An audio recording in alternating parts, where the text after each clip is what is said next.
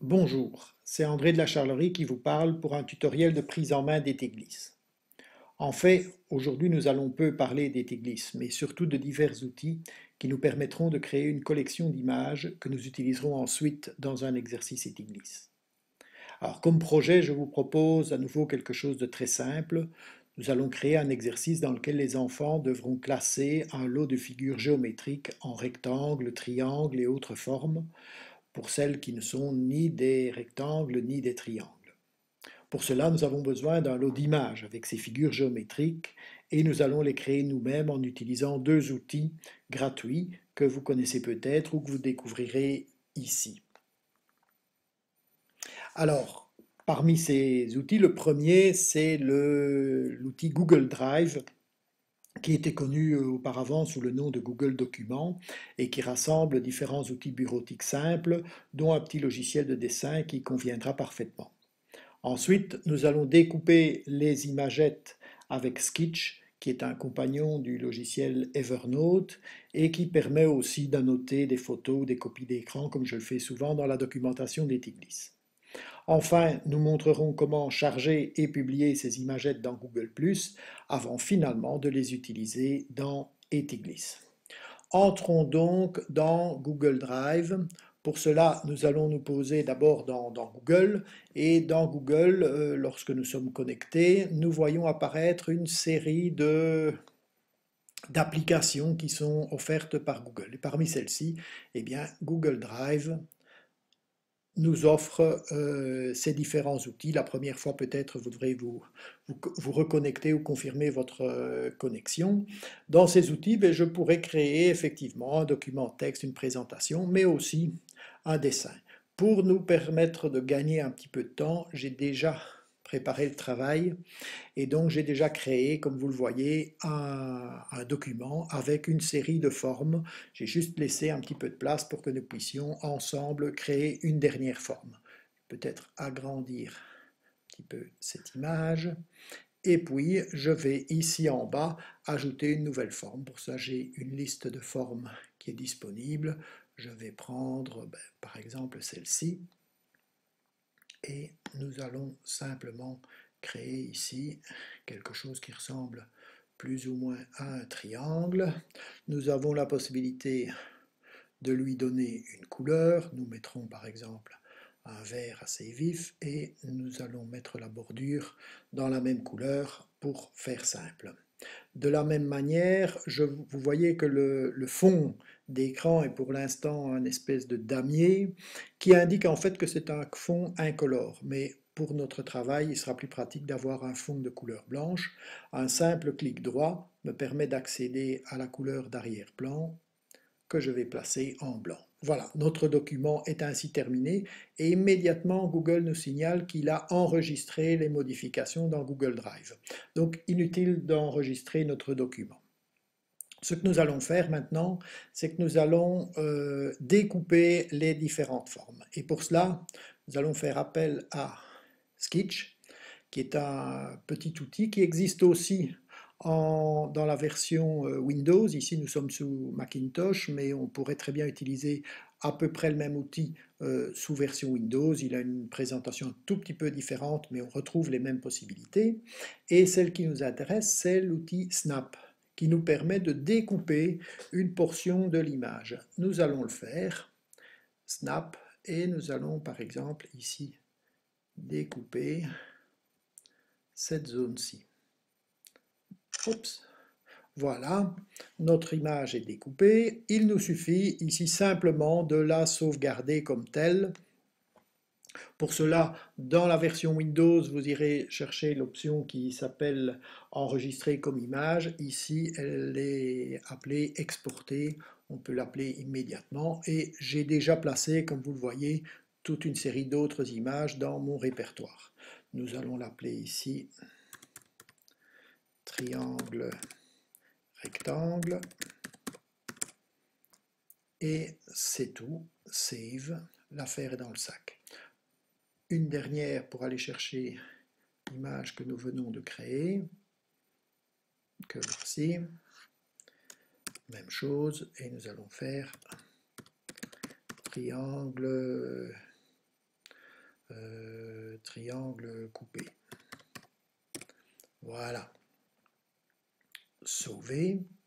Et notre image est également placée dans le répertoire. Eh bien, nous pouvons passer une étape supplémentaire et cette fois-ci, c'est vraiment d'aller créer notre librairie à l'intérieur de Google. Pour cela, je reviens sur Google, sur les outils Google. Alors ici, attention, vous avez un outil qui s'appelle Google Images, qui n'est pas celui que nous cherchons. Google Images, c'est un moteur de recherche pour accéder à toutes les images que vous voulez. C'est un moteur de recherche spécialisé pour les images. Ce que nous allons choisir ici, c'est plutôt Google Photos. Google Photos qui nous donne accès à notre librairie de photos. Mais notre librairie de photos, pour l'instant, elle est vierge, puisque nous n'avons encore placé aucune photo à l'intérieur. Nous allons donc importer des photos. Je me place ici, importer des photos, et nous pourrions les faire glisser. Dans notre cas, nous allons aller ouvrir le répertoire qui nous intéresse, Démo Etyglisse. J'ai ici placé toutes nos photos dans lesquelles on trouve en dernier le triangle coupé que nous venons de placer il y a un instant, par exemple. Et il suffit de sélectionner toutes ces images que voici. Un simple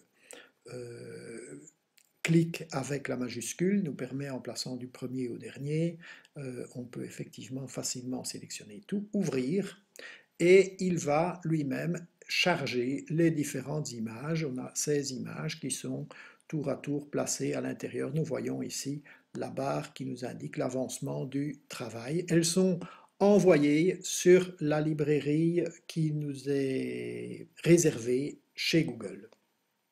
Il nous reste à donner un nom à notre album. Nous allons donc l'appeler ici forme géométrique. Voilà. Nous pourrions importer d'autres photos, aller en chercher dans un autre répertoire. Il suffirait d'utiliser importer d'autres photos. Mais ici, nous allons immédiatement cliquer OK. Alors, comme nous n'avons ici aucun contact, il nous propose, c'est systématique et c'est bien en cela que l'on reconnaît que l'on est dans Google+.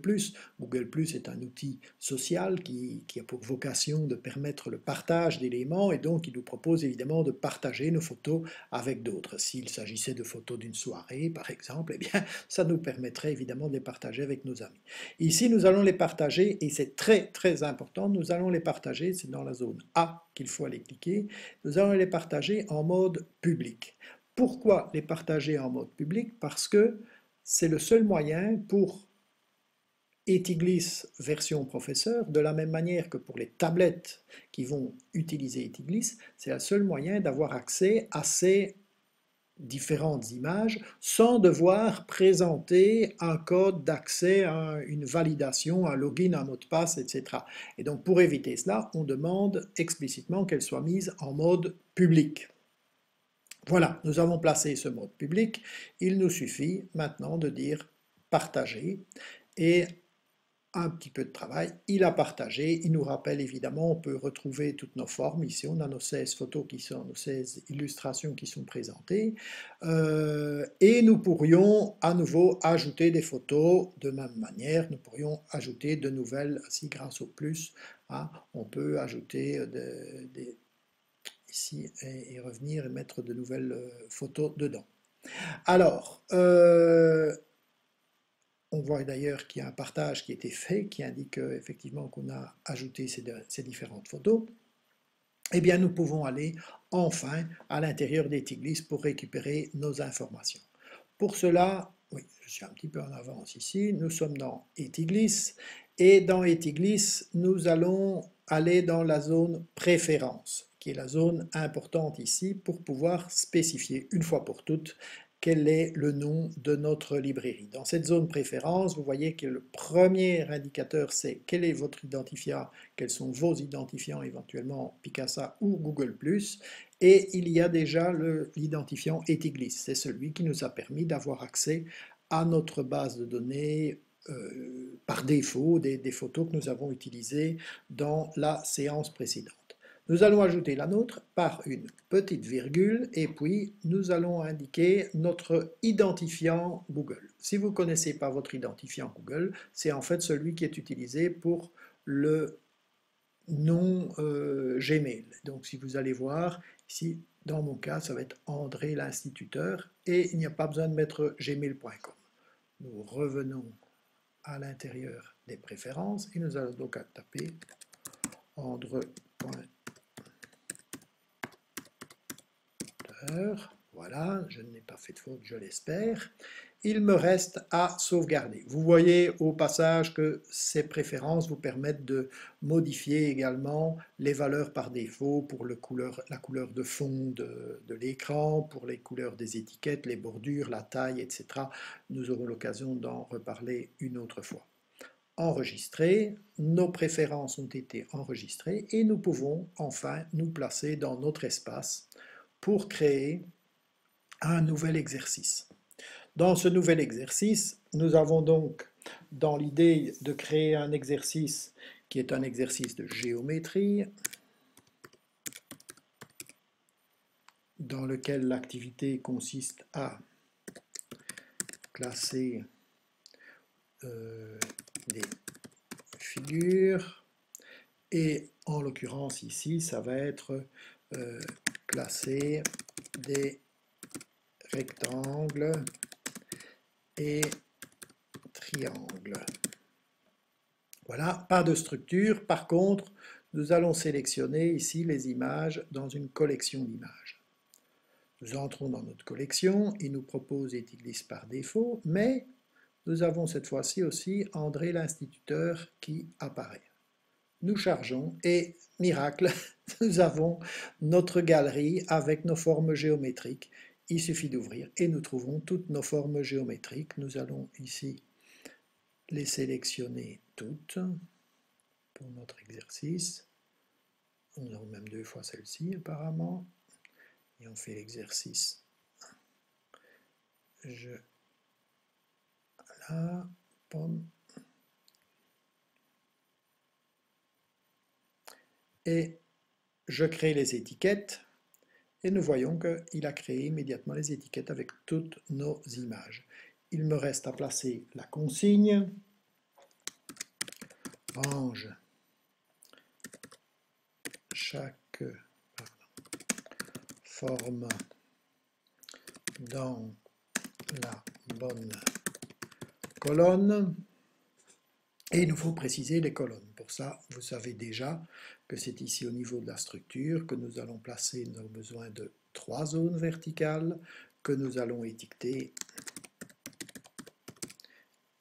les rectangles, les triangles et les autres formes. Voici.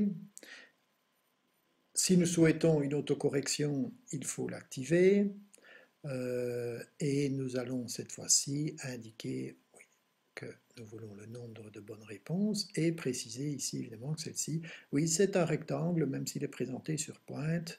Là, c'est évidemment une autre forme. Ceci n'est pas un rectangle, ceci n'est pas un triangle, celui-ci n'est maintenant est une ovale, ceci n'est toujours pas un rectangle puisqu'il a des coins arrondis.